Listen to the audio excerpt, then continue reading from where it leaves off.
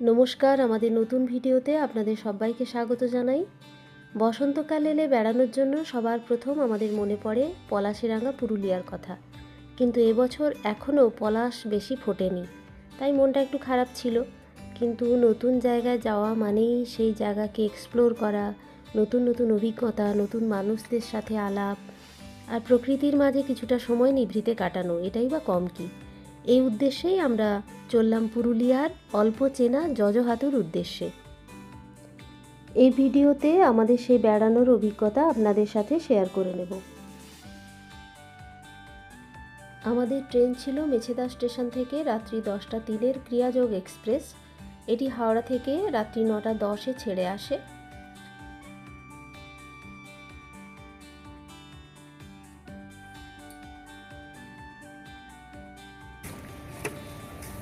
আমরা মুড়ি স্টেশনে নামলাম পরদিন ভোর 4টা 15 নাগাদ।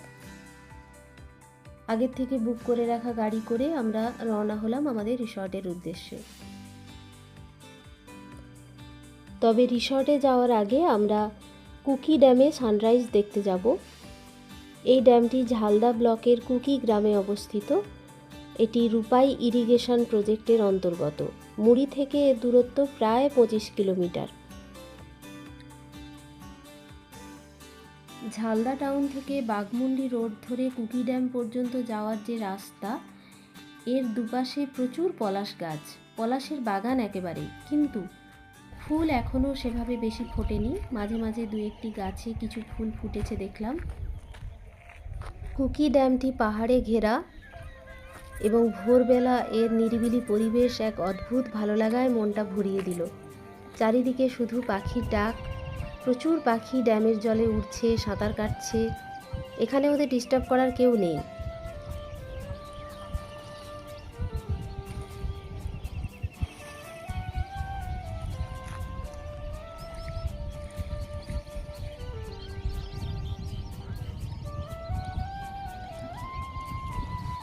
এখানে আমরা অসাধারণ একটি সানরাইজ দেখলাম।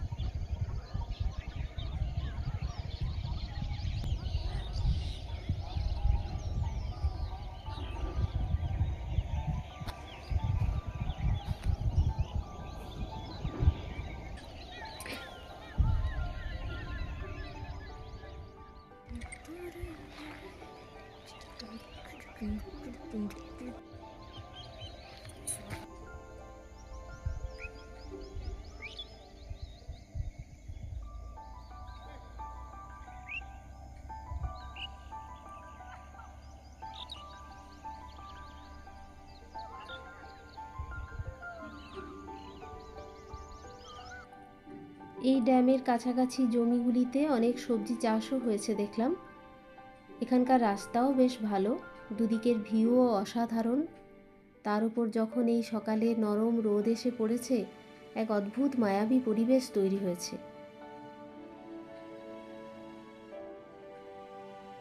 কুকি থেকে ফেরার পথে ইচাক মোড় থেকে ডান দিকে টার্ন নিয়ে আমাদের গাড়ি চলল জজহাতুর দিকে।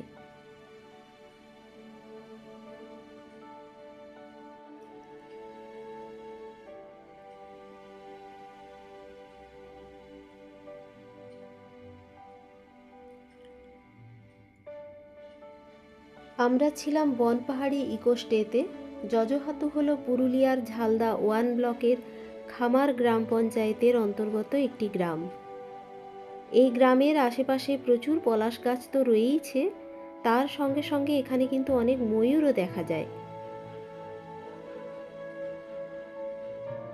প্রায় 7:30 নাগাদ রিসর্টে পৌঁছলাম আমরা।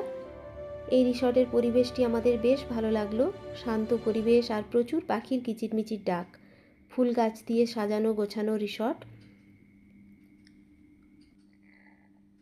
এখানে 4টি সুইস টেন্ট আর একটি কটেজ রয়েছে। কটেজের মধ্যে 2টো বেডরুম রয়েছে। আমরা টেন্টে ছিলাম। তাড়াতাড়ি ফ্রেশ হয়ে রিসর্ট থেকে দেওয়া চা বিস্কিট খেয়ে আমরা গেলাম লায়েক বাঁধ দেখতে।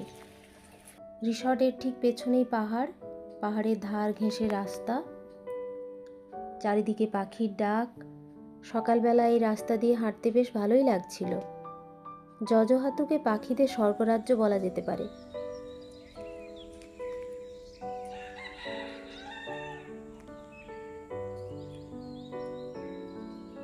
এই রাস্তা ধরে 10-12 মিনিট হাঁটতেই আমরা পৌঁছে গেলাম লায়েক বাঁধ।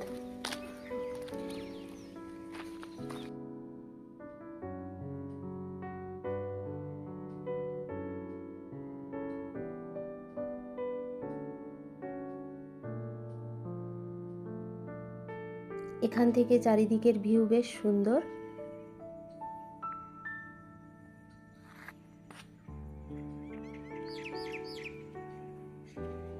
ওই দূরে খামার হাই স্কুল। এই হলো লায়েক বাঁধ।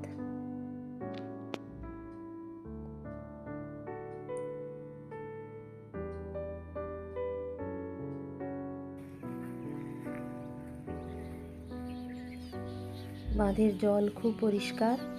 ওইদিকে সিন্ড্রোলিয়া পাহাড়, ওই দূরে দেখা যাচ্ছে গজাবুরু, আর এদিকে টেবিল টপ চেমটাবুরু। চারিদিকে প্রচুর পাখির ডাক, খুব শান্ত পরিবেশ। কিছুক্ষণ এখানে কাটিয়ে আমরা সিন্ড্রোলিয়ার পাশের ওই জারিয়া পাহাড়ে উঠব বলে এগিয়ে গেলাম। পাহাড়ের গায়ে বেশ বড় বড় গাছে এক ধরনের সাদা ফুল ফুটেছিল, দারুণ সুন্দর গন্ধ। ফুলটার নাম আমরা জানি না, আপনারা জানলে কমেন্ট করে অবশ্যই জানাবেন। মাঝে মাঝে 1-2টি গাছে পলাশ ফুটেছে দেখতে পেলাম, তবে খুব অল্প।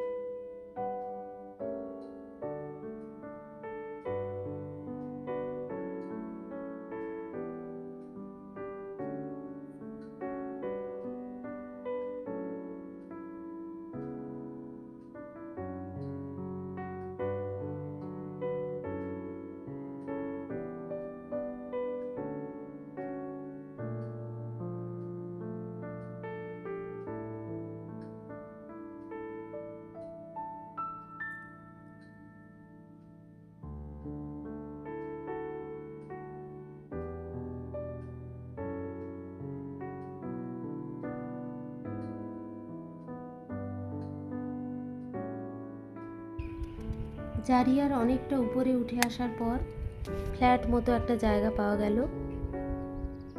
এখান থেকে চারিদিকে সুন্দর একটা ভিউ পাওয়া যায়।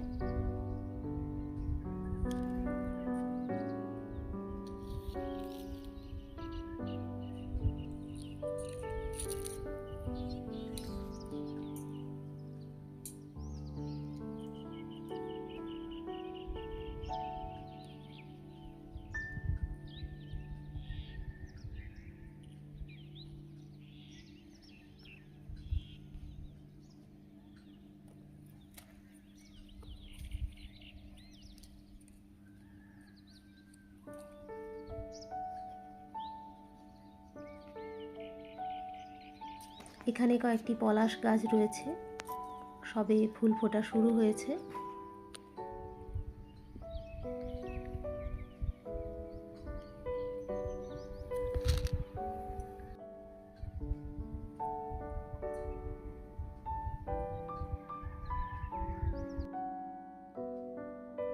কিছুক্ষণ এখানে থেকে আমরা রিসর্টে ফিরে এলাম।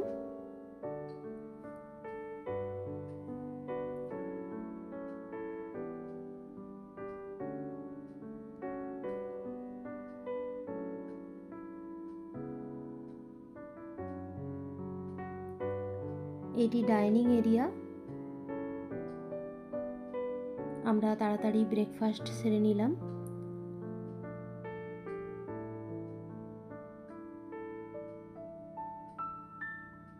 এই কটেজটি অকুপাইড ছিল, সেই জন্য আমরা ভিডিও করতে পারিনি।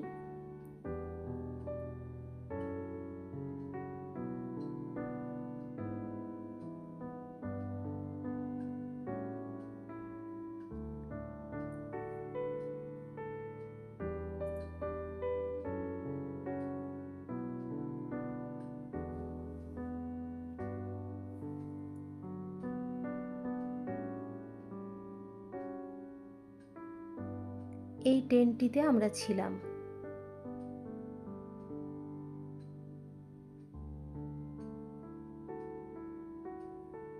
কিছুক্ষণ রেস্ট নিয়ে প্রায় 9:30 নাগাদ আমরা বেরোলাম আশেপাশের কয়েকটি স্পট ঘুরে দেখার জন্য। তবে তার আগে আপনাদেরকে টেন্টের ভিউটা দিয়ে দিচ্ছি।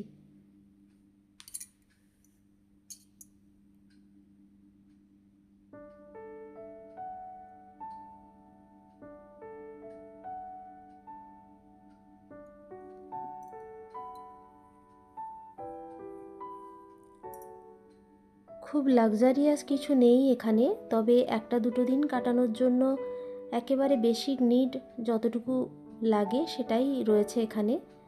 বাথরুমের কন্ডিশন বেশ ভালো এবং বিছানাপত্রও বেশ পরিষ্কার পরিচ্ছন্ন। গিজার নেই বাথরুমে, তবে গরম জল বললে ওনারা প্রোভাইড করেন।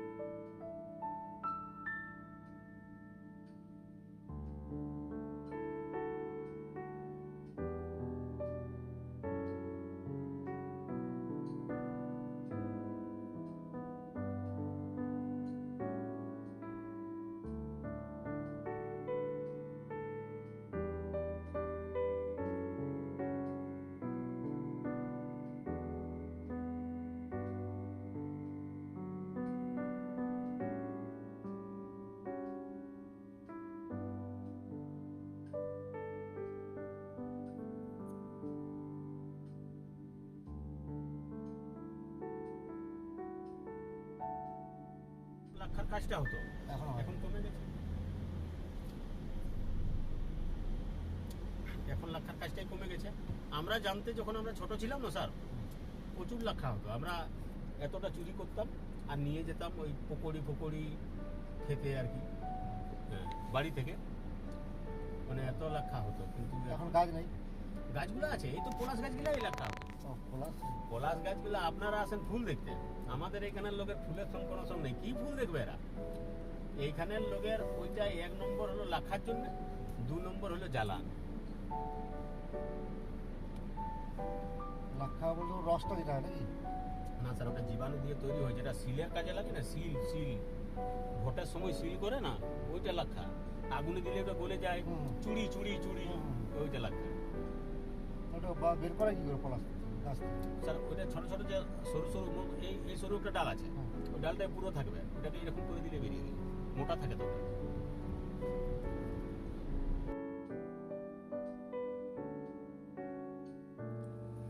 সাইট সিইংয়ের জন্য আমরা প্রথমেই রাস্তার ধারে একটা জায়গায় দাঁড়ালাম। এখান থেকে গজাবুরু আর চেমটাবুরুর ভালো ভিউ পাওয়া যায়। আচ্ছা, এইটার থেকে ওইটা উঁচু আছে গজাবুরুটা। হ্যাঁ, এইটার থেকে ওটা অনেক উঁচু। ড্রাইভার দাদা বললেন যে চেমটাবুরুর চেয়ে গজাবুরুর উচ্চতা বেশি, কিন্তু গুগল বলছে গজাবুরু বা গোর্গাবুরুর হাইট প্রায় 677 মিটার আর চেমটাবুরুর হাইট হলো প্রায় 700 থেকে 720 মিটার। এটি পুরুলিয়ার হাইয়েস্ট পিক। আমরা পলাশ সেভাবে দেখতে পাইনি বটে, কিন্তু কুসুম তার রূপের ডালি নিয়ে হাজির হয়েছে। এই জায়গা থেকে কিছুটা এসে ডান দিকে টার্ন নিয়ে আরেকটা জায়গায় এলাম। এটা ছিল রূপাই নদীর উপর ছোট্ট একটি ব্রিজ। এখান থেকে গজাবুরুর ভালো ভিউ পাওয়া যায়।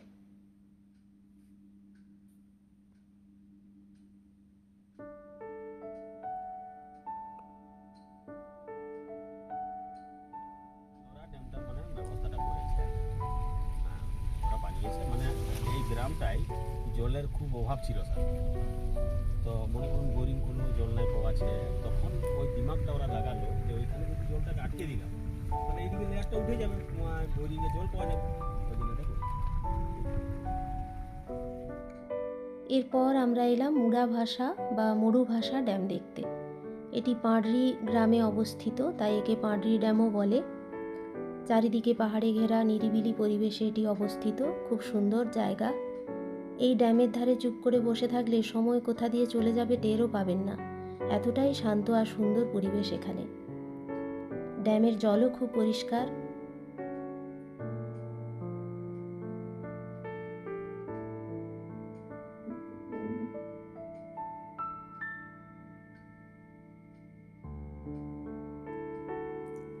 এরপর আমরা চললাম মুরুগুমা ড্যাম দেখতে।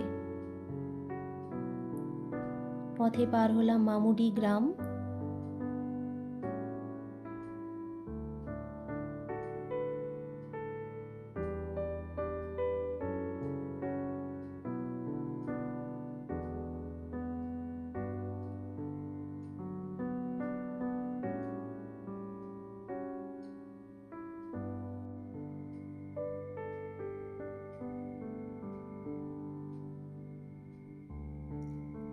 মুরুগুমা লেকটি বেশ বড়, বেশ সুন্দর ভিউ এখান থেকে।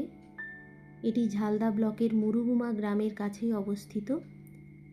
কংসাবতীর উপনদী সাহারাঝোড় নদীর উপর এই ড্যামটি রয়েছে। লেকের ধারে বেশ কয়েকটি ছোট ছোট দোকানও রয়েছে, এখান থেকে টুকটাক খাবার খেয়ে নেওয়া যায়।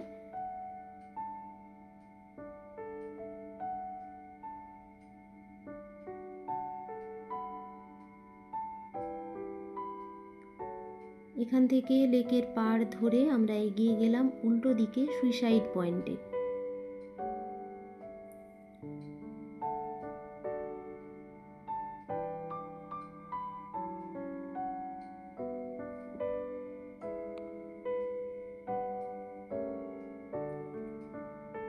গাড়ি কিছুটা দূরেই নামিয়ে দেয়, বেশ খানিকটা রাস্তা হেঁটে যেতে হয়।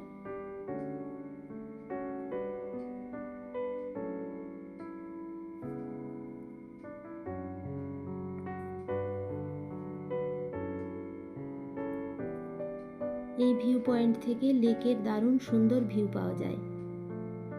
এখান থেকে সানসেটও খুব সুন্দর দেখা যায়, তবে এই ট্রিপে আমাদের সেই সুযোগ হয়নি।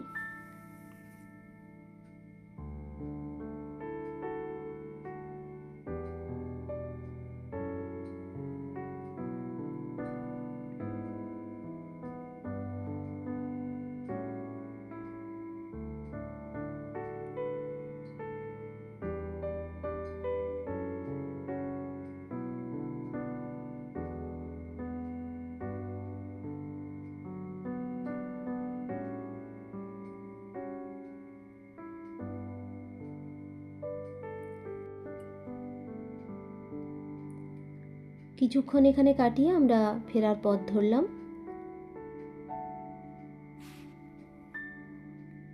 এখন মার্চের মাঝামাঝি, এর মধ্যেই সূর্যের তেজ ভালো মতোই টের পাওয়া যাচ্ছিল। ফেরার পথে রাস্তার ধারে আমরা বিরাট বড় একটা বট গাছের নিচে দাঁড়ালাম। যাওয়ার সময়ই এটিকে দেখেছিলাম, তখনই ভেবে রেখেছিলাম ফেরার পথে এখানে দাঁড়াবো। রোদের সময় বটগাছের শীতল ছায়ার সঙ্গে আর কোনো কিছুর তুলনা চলে না। এখানে বসার জায়গাও করা আছে, বাঁশের মাচা করা আছে। তবে এখানে দাঁড়িয়ে দেখতে পেলাম কাছেই জঙ্গলে আগুন লেগেছে, বেশ অনেকটা জায়গা জুড়ে আগুন জ্বলছে। মনটা খারাপ হয়ে গেল এটা ভেবে যে আবার কত গাছপালা নষ্ট হবে।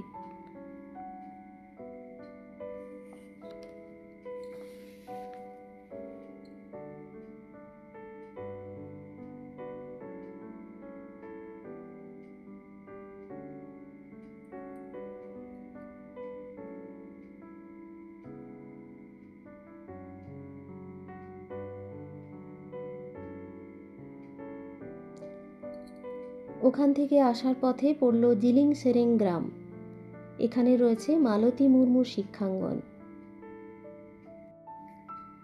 এই স্কুলের কথা প্রথম জেনেছিলাম ফেসবুক থেকে। স্কুলটিতে যাওয়ার ইচ্ছা ছিল, কিন্তু সেটি যে এভাবে হঠাৎ করে পেয়ে যাব ভাবিনি কখনো।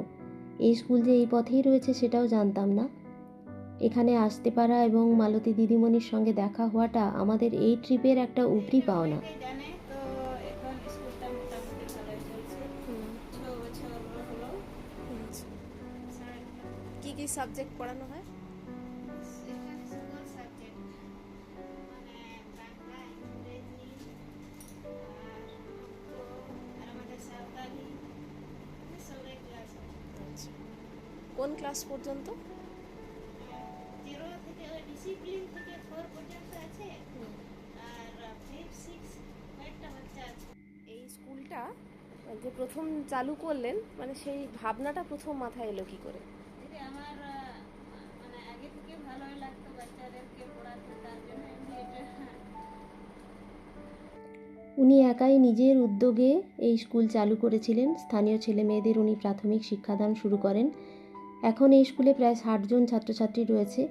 এরকম একটি প্রত্যন্ত অঞ্চলের এক ছাপোষা মহিলা হয়েও যেভাবে উনি প্রবল মনোবল ও সদিচ্ছা নিয়ে এই মহান কাজে ব্রতী হয়েছেন, তাতে ওনাকে কুর্নিশ জানাতেই হয়। এখান থেকে বিদায় নিয়ে আমরা রিসর্টে ফিরে এলাম প্রায় 1:30 নাগাদ। লাঞ্চ করে দুপুরে একটু রেস্ট নিয়ে বিকেলের দিকে আমরা গেলাম ল্যাকড়া নদী। এখানে গেলে ময়ূর দেখতে পাওয়া যায়। সন্ধ্যের দিকে আর ভোরের দিকে ময়ূর বেশি দেখা যায়। আমরা যে রাস্তায় লায়েক বাঁধ গিয়েছিলাম তার উল্টো দিকে রাস্তা ধরে আমরা হাঁটতে লাগলাম ল্যাকড়া নদী যাওয়ার জন্য।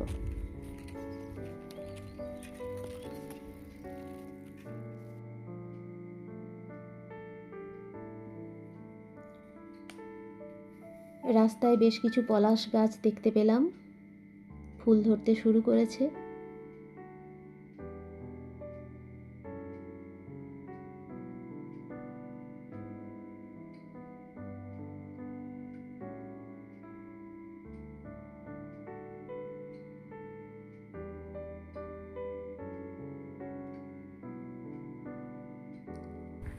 রাস্তায় যেতে যেতেই ময়ূরের ডাক শুনতে পাচ্ছিলাম। প্রায় মিনিট 15 হাঁটার পর আমরা পৌঁছলাম ল্যাকড়া নদী। চারিদিকে পাহাড়ে ঘেরা ছোট্ট জলাশয়। জল এখন কম, বর্ষায় বেশি জল থাকে। একেবারে নির্জন নিরিবিলি শান্ত পরিবেশ এখানে। পাখির ডাক আর আমাদের হাঁটার শব্দ ছাড়া আর কোনো আওয়াজ নেই এখানে। ঘন ঘন ময়ূরের ডাক শোনা যাচ্ছিল। ওদিকের ওই পাহাড়টার নাম কীর্তনিয়া। সকালে লায়েক বাঁধ আর এখন ময়ূর দেখতে ল্যাকড়া নদী আমাদের গাইড করে নিয়ে এসেছে সমু। ও রিসর্টে টুকটাক কাজ করে, এই গ্রামেরই ছেলে, পড়ে খামার হাই স্কুলে। এসব জায়গায় এলে গাইড নিয়ে আসাই ভালো, রিসর্ট থেকেই গাইডের ব্যবস্থা করে দেয়।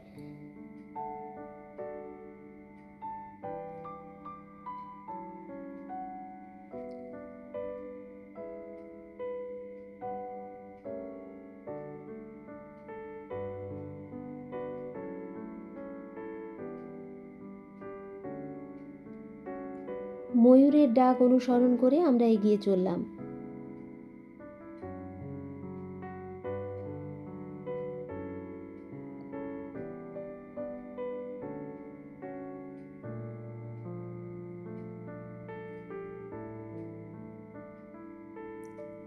প্রায় সন্ধে হয়ে এসেছে। সূর্যাস্তের পরেই ময়ূররা বেরিয়ে আসে। সমু বলল ল্যাকড়াকুঁদিতে জল খেতে ওরা নেমে আসে। ভোরের দিকে আর সন্ধ্যের সময় দেখতে পাওয়ার চান্স বেশি থাকে। অবশেষে ওদের ডেরায় গিয়ে পৌঁছলাম। সঙ্গে সঙ্গে অনেকগুলি ময়ূর উড়ে গেল সামনের কীর্তনিয়া পাহাড়ে। ক্যামেরা তাক করার আগেই অনেকগুলি উড়ে গেল। কয়েকটিকে ক্যামেরা বন্দি করতে পারলাম। ওইদিকে পলাশ না দেখতে পাওয়ার আক্ষেপ ময়ূর দেখে মিটল কিছুটা। এদিকে সন্ধে নেমে এসেছে, আমরা তাড়াতাড়ি করে ফিরে এলাম। 20 মিনিটের পথ প্রায় 10 মিনিটেই ফিরে এলাম। সন্ধেবেলা রিসর্টে ফিরে মুড়ি বেগুনি আর চা দিয়ে টিফিন সারলাম। রাতে ডিনারে ছিল দেশি চিকেন, ডাল, সবজি আর ভাত বা রুটি, যার যেটা পছন্দ সেই মতো ওনারা বানিয়ে দেন।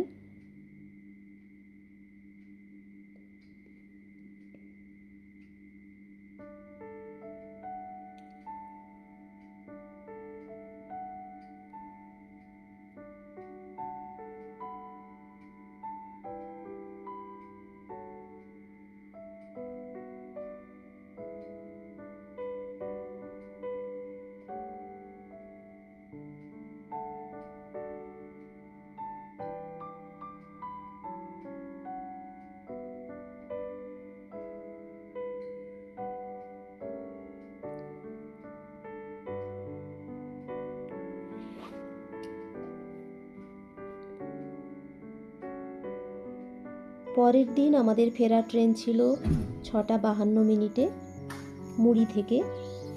ভোর 5:30 নাগাদ বনপাহাড়িকে বিদায় জানিয়ে জজহাতুর একরাশ ভালো লাগা নিয়ে আমরা ফিরে চললাম।